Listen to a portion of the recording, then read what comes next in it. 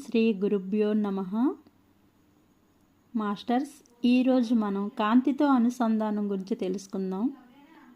కాంతి అంటే వెలుతురు, భగవంతుని ఒక లక్షణం. వెలుతురు అంటే తేజస్సు. భగవంతునిది మామూలు తేజస్సు కాదు, అందమైన తేజస్సు, అఖండమైన కాంతి. ఒక రకంగా చెప్పుకోవాలంటే సూర్యకాంతికి మించిన కాంతి. అందుకే భగవంతునికి కాంతి అంటే తేజస్సు కోటి సూర్యుల కాంతి కంటే గొప్పగా ఉంటుందని యోగులు చెబుతూ ఉంటారు. అందుచేత కాంతితో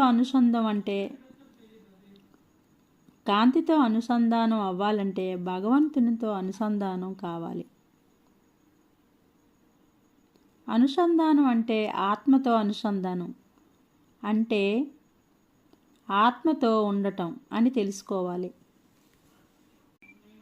మనం ఇంతకు ముందు చెప్పుకున్నట్లు ఆత్మతో ఉండాలంటే ఏం చేయాలి?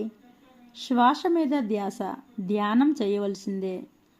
శ్వాస మీద ధ్యాస చేస్తే ఎవరైనా కూడా భగవంతునితో అనుసంధానం కాగలుగుతారు. శ్వాస మీద ధ్యాస ఉంచి తీవ్ర ధ్యాన సాధన చేయటంతో దానితో పాటు శుద్ధ సాత్వికమైన ఆహారం తీసుకోవటం, యుక్తాహార విహారస్య యుక్త చేష్టస్య కర్మషు యుక్త స్వప్నావబోధస్య యోగో భవతి దుఃఖః.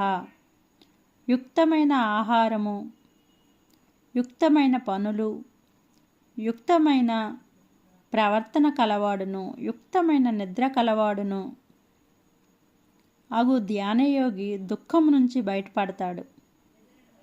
అందుచేత ఎవరు చెప్పినా అతి పనికి రాదని చెప్తున్నారు. అందుచేత మీరు ధ్యానం బాగా చేయాలనుకుంటే శ్వాస మీద ధ్యాస ఉంచి కొన్ని రోజులు చేసుకోండి. ధ్యానం అంటే ఏమిటో తెలుసా? గుర్తుంచుకోండి. ధ్యానం అంటే మెడిటేషన్ అంటే ధ్యానం. అంటే మనస్సుని శూన్యం చేసుకొని, అంటే మన ఆలోచనలు పరిశూన్యం చేసుకోవడమే యోగం అంటే. ఈ చిత్తవృత్తులను నిరోధించడం అంటే నో థాట్స్, ఎలాంటి ఆలోచనలు లేకుండా ఉండటం అనేది మౌలికమైన అవసరం. మనకు ఉన్న సమయాన్ని సాధన కింద మార్చుకోవాలి.